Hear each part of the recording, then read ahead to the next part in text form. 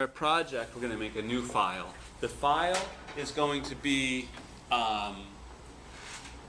sized when we create it to fit a particular size of paper. That's default in Photoshop. In Illustrator, anytime you say make a new document, it asks you, hey, how large do you think you're going to print it? Now, you're never stuck with this size. Everything in Illustrator is what we call vector-based, right? We're putting down these anchor points. It doesn't matter how big or small we print our square. It's a square. It's always going to be perfect resolution. Unlike in Photoshop, where a pixel, you zoom in too much, you start seeing the pixels. And then it comes a little tile thing. But either way, it helps us to orient ourselves when we're thinking about how we're going to print or present our image, to use this dialog box when you do File New in Illustrator. It asks you, hey, how large do you think you're going to make your file? Today what we're going to use is a tabloid size, 11 by 17. It's a fairly large piece of paper. So you go to tabloid size. You can put in a name. I'm going to call this self-portrait.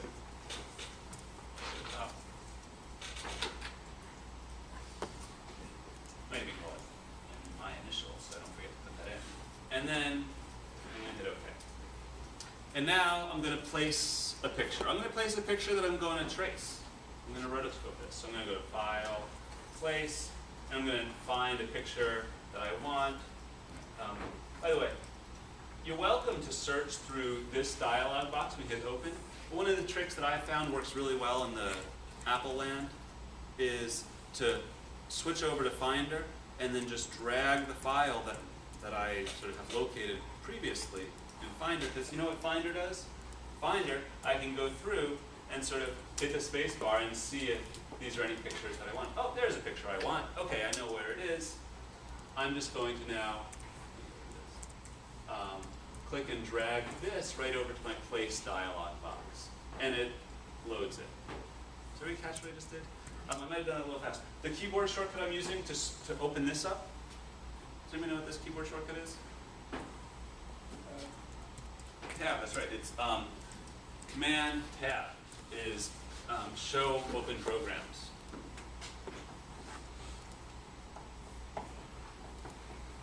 And it allows you to toggle between open programs. It's the same as Alt-Tab on PC. Okay, so drag that in, or find it however you want. I'm going to place this. Oh, that's gigantic. I don't need it that big. Hello, Caleb. And maybe that's a little better. Okay, so now I'm going to come in, and I'm going to select, using the pen tool, I'm going to create areas of like tones.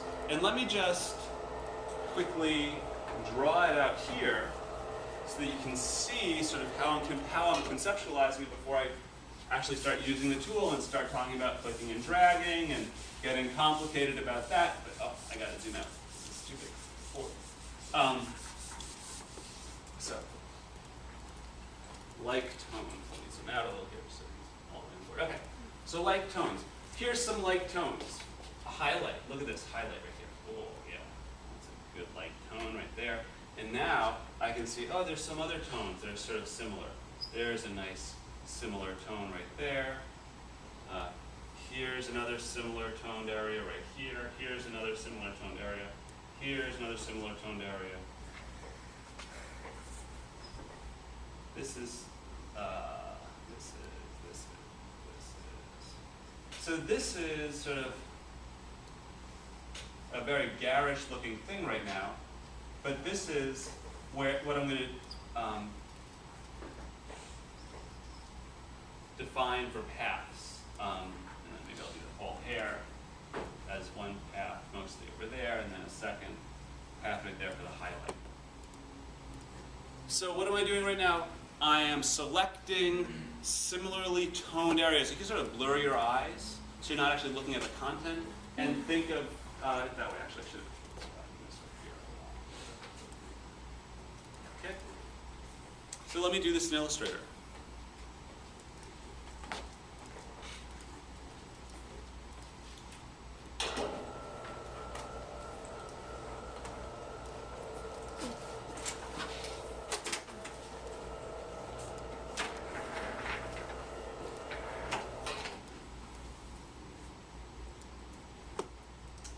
I zoom in so easily?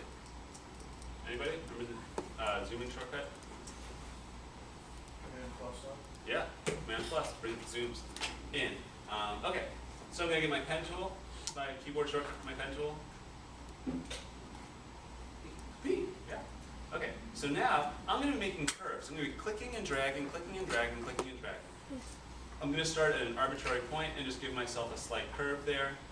I'm going to come down here, give myself another curve there. I'm going to come around here. Oh, you know what's happening? Look at this. I'm obscuring. I don't want to obscure. As soon as I see this happening, I'm going to come up.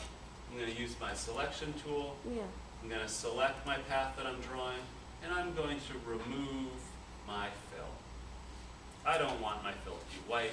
That's just going to make things hard. Okay?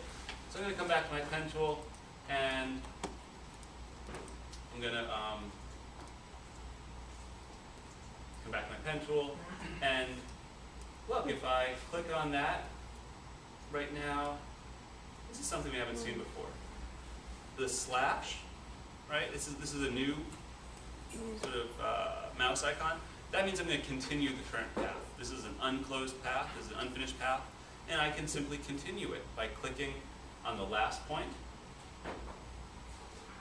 and then clicking somewhere else. So let's say I want that to come back this way because that's like a highlight, right? So that's there. Maybe it comes back this way. And then it comes up here. And then it gets a little thinner there. And then maybe it sort of comes up right there. So that's one path. Let's give ourselves another path here. Now, I'm going to really minimize this. I'm not going to do so many paths because I don't want you guys to be sitting here the whole time. I'm going to do a path for just the, oops, somehow I didn't finish that path. If you don't close your path, what happens when you click in the next place? It thinks that that's supposed to be part of your path, right? It's trying to continue it over there and over there. I'm going to step backwards once or twice, and then make sure that I click when I have that 0. I just missed that click over there. Now I'm going to start a new path. I didn't notice my mouse pointer. Okay, let's just start over here. I'm going to come around. I'm going to do the whole face, and then just put in a few highlights here for you. So where do you put in your anchor points? You put in your anchor points where your path is changing direction.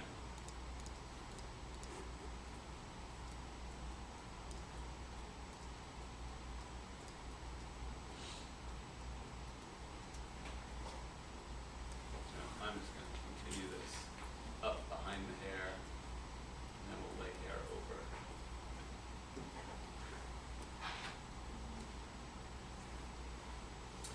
And let's just put in some eyes here.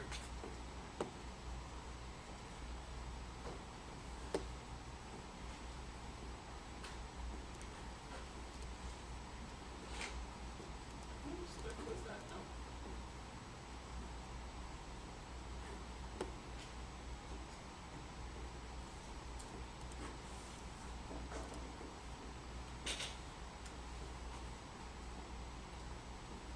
I'll put an eyebrow in also. This doesn't look right to me, right? So I'm going to come back over here, and I can use my direct selection tool to alter my anchor point.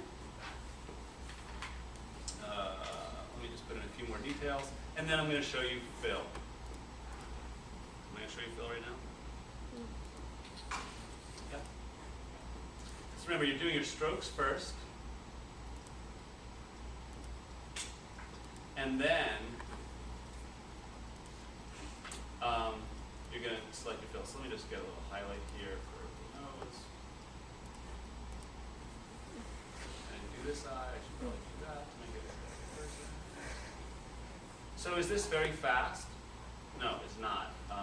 Illustrator is not a particularly speedy program. When you're laying down each anchor point for each shape, it takes some time.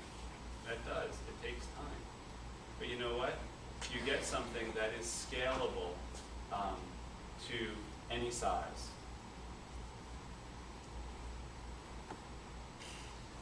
You get something that can be rendered in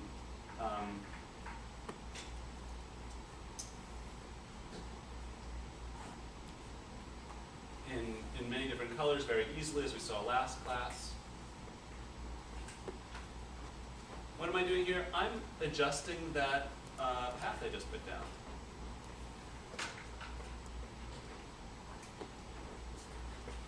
Okay. And I'm going to just stop after this. I mean, I am not complete, but I just want to show you. I'll stop after this.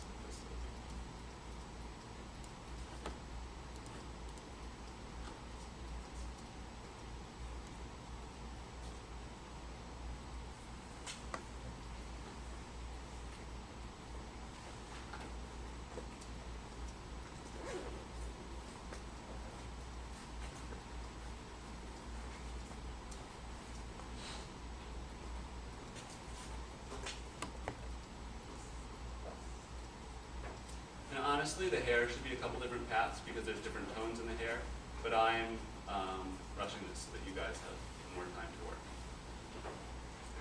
Okay, let's put this in right here too. Let's get a different tone there. Maybe one more tone here, sorry. Let's get that eyebrow in. Okay. Okay.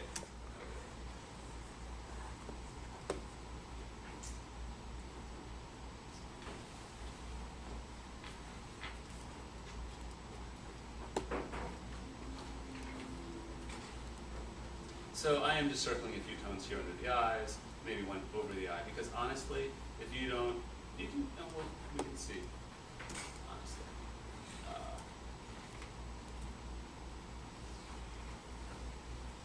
Okay, so here's what I've done. Does it look like a beautiful drawing of somebody?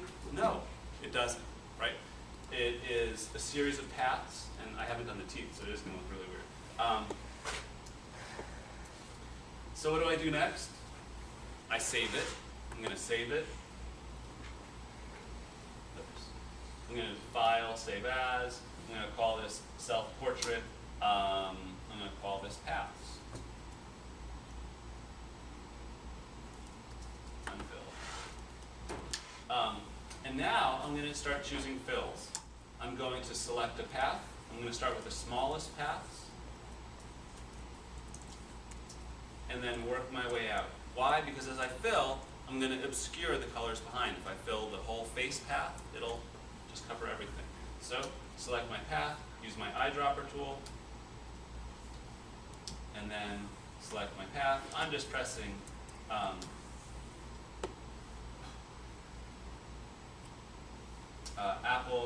pressing V to select. I'm pressing I to eyedrop. Pressing V to select. Pressing I to eyedrop, pressing V to select, pressing I to eyedrop, pressing V to select, pressing I to eyedrop, V, V, and I, V, V, oops, and I. So you're going back and forth. As we did with our first project, right, or the mini project with the buildings, or the first variation of that project, right?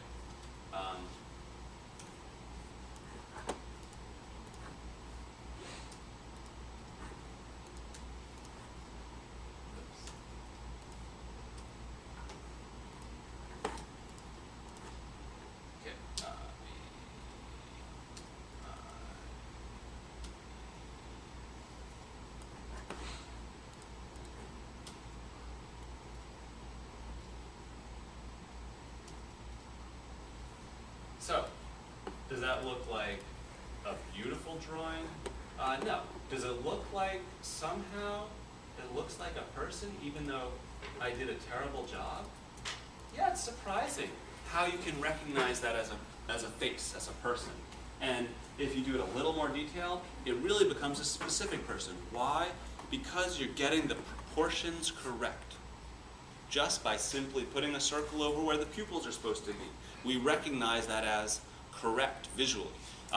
Getting the nostrils and pupils and mouth at a certain relationship. We recognize that visually very quickly. Humans are able to perceive humans very quickly. Now, there's a couple weird things here, actually. That highlighted it on the right side, right? I read a highlight over here. It fell behind. You need to be aware of your different layers, right? And if I want to have everything visible, I need to have the smaller layers on top. And if you look here, actually, I'm missing a pupil, right? There's a pupil there, but you know, I have one there. It's just, it fell behind. And I had that highlight over here. So I need to rearrange my layers. We can do that one of two ways. My favorite way is by using keyboard shortcuts. The keyboard shortcut you use to raise and lower layers is Command bracket. The buttons next to the letter P will move your layer up and down. So I just sort of move my layer down there. And here I'm going to find that pupil layer and move it up by tapping Command up a bunch of times. And there it is. It's just not that much darker. Maybe I'll make it start with this one.